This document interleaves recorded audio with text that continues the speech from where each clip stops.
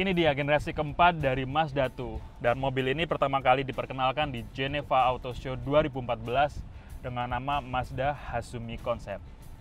Dan kalau kita lihat-lihat, versi produksinya ternyata tidak jauh berbeda dengan versi konsepnya. Di beberapa negara lain, mobil ini dikenal juga dengan nama Mazda Demio. Oke, sebelum kita memulai review hari ini, ada baiknya jika Anda melihat terlebih dahulu first look dari mobil ini yang sudah pernah kami tayangkan di channel YouTube kami, dan bisa Anda lihat pada link berikut ini. Oke, sekarang mari kita coba mobil ini.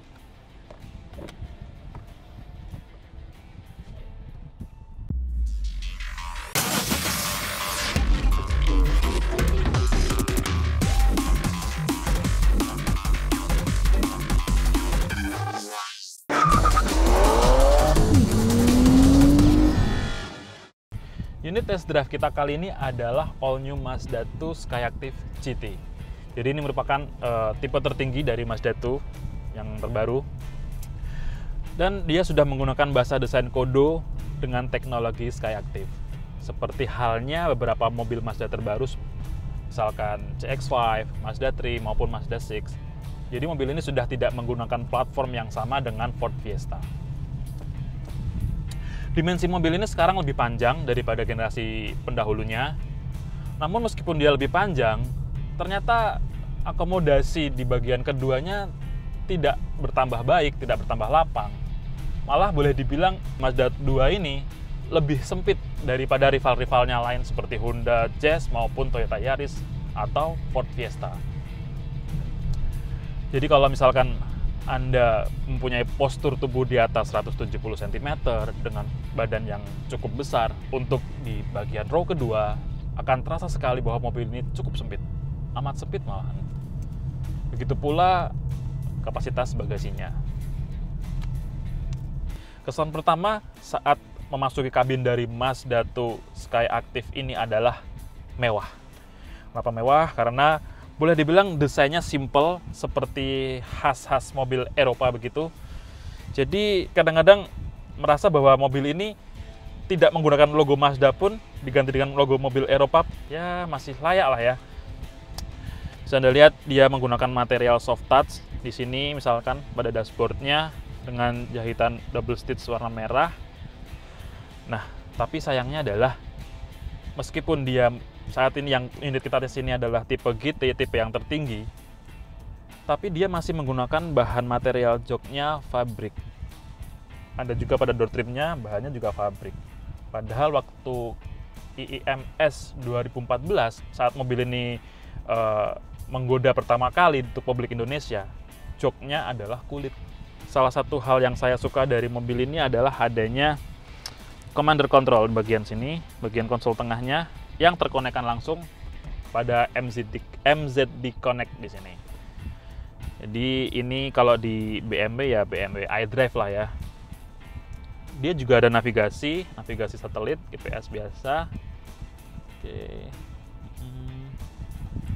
Dan jika kita pindah lagi ke menu-menu lainnya, ada entertainment dan pengaturan-pengaturan seperti untuk mengatur active driving display-nya ini. Karena si active driving display ini ternyata dapat diatur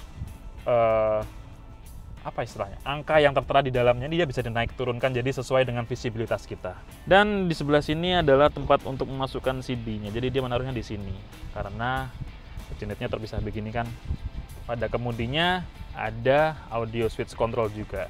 Selain bisa di commander control di sini untuk menaik turunkan volume radio misalkan, bisa melalui audio switch control pada lingkar kemudi ini. Joknya yang semi bucket seat ini juga cukup nyaman, cukup memeluk. Di sebelah kanan ini juga ada beberapa tombol seperti untuk mengaktifkan dan menonaktifkan iStop. Speedometernya juga simple karena kecepatan sudah tercantum pada active driving display. Maka untuk speedometer yang di sini terteranya adalah ada indikator RPM, lalu konsumsi bahan bakar. Di bagian bawah sini, jika misalkan kita pindah ke sport atau iStop-nya aktif, maka dia akan memberikan sinyal di bawah sini.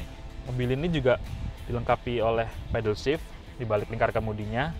Pengaturan setirnya juga bisa tilt steering, serta teleskopik. Kita akan mencoba impresi mobil ini, dan karena dia ada pengaturan driving mode dengan mode sport, nanti kita akan coba akselerasinya. Sekarang kita coba akselerasi tanpa mode sportnya seperti apa.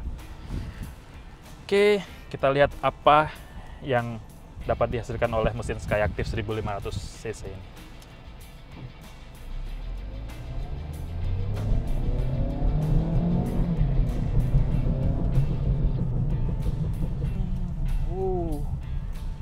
Sekarang habis ini kita akan mencoba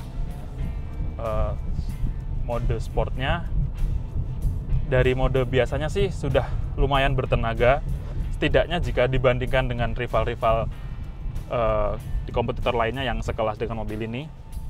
Boleh dibilang Mazda 2 tenaganya yang lebih terasa lah, lebih nendang.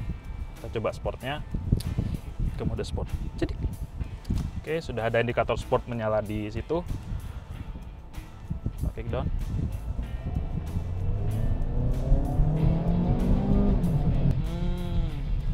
Kita pakai zigzag, bodinya lebih kaku, lebih stiff, tidak begitu terasa limbung, dan saat berbelok juga dia kontrol traksinya bekerja dengan baik, jadi stabil, dynamic stability assist-nya juga bagus. Dengan performa seperti ini, oke, jadi saya bisa memahami kenapa Mazda 2 ini boleh dibilang row di bagian keduanya sempit dan tidak nyaman untuk penumpang. Karena dengan mobil ini saya rasa Anda tidak butuh penumpang di belakang. Cukup untuk Anda sendiri atau setidaknya berdua lah. Karena mobil ini aura sportinya benar-benar luar biasa. Jika dibandingkan dengan kompetitor lainnya seperti Yaris atau Honda Jazz, mobil ini lebih spesial. All new Mazda 2 menggunakan mesin berkapasitas 1500 cc Skyactiv, yang mana dia mampu mengeluarkan tenaga sebesar 110 horsepower dan torsi 142 Nm. Mobil ini untuk khusus yang tipe GT ya, jadi dia hanya dibekali sistem transmisi otomatis 6 percepatan yang juga bisa Anda operasikan melalui pedal shift di balik kelengkap kemudi ini. Kekedapan kabinnya juga cukup baik road noise maupun suara kendaraan yang melintas di sekeliling itu teredam cukup baik.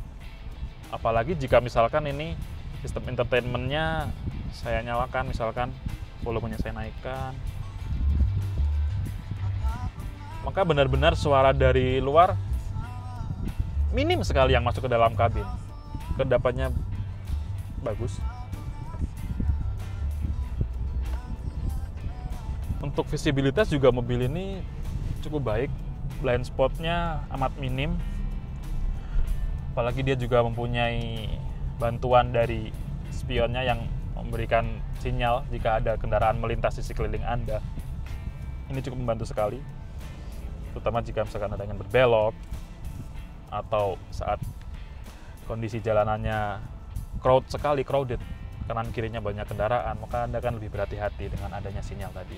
Dan seperti yang sudah saat kami mereview Mazda CX-5, yaitu Mazda sekarang untuk warna merahnya dia dibanderol lebih mahal 3 juta rupiah daripada warna-warna lainnya.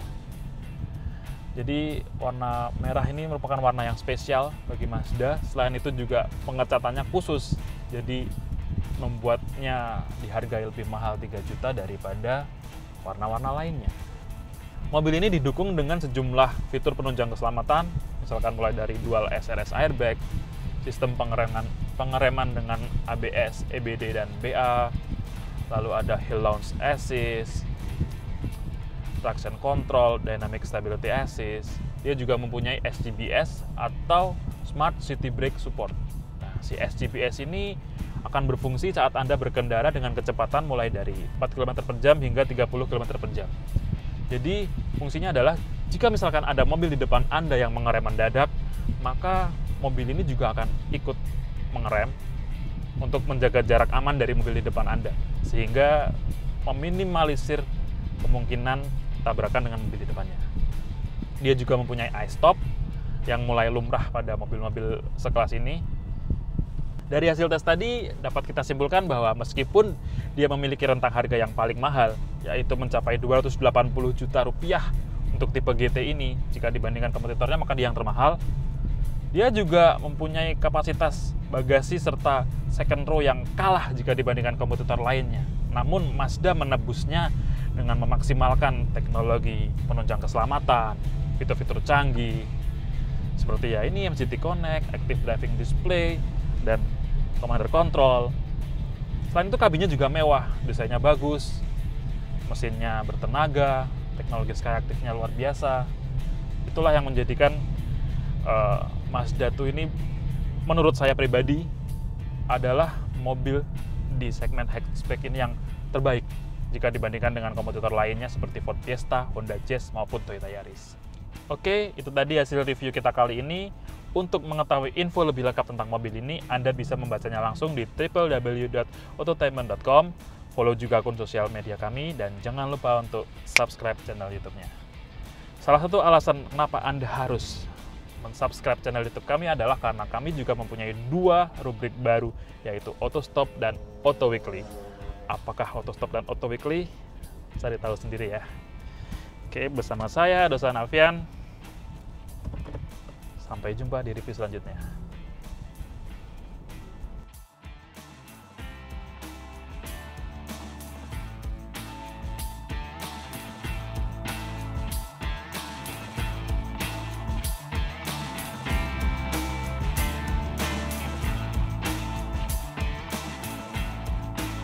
Selain review, kami juga